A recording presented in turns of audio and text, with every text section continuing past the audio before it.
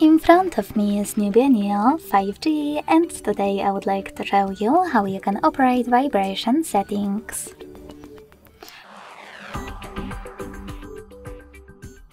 Begin by going into settings and scrolling down to access sound and vibration.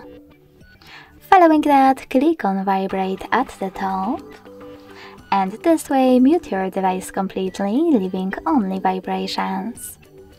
Then scroll down, click on switch to silent vibrate, and if you wish to set up vibration, click on it. This way, when you press the power button and volume button together, your device will switch into vibrate mode. When you're ready, scroll down again and click on those two switchers next to charging sounds and vibration, and touch vibration to switch on or off those options. Thanks so much for watching. If you enjoyed this video, leave a like, comment and subscribe. Bye!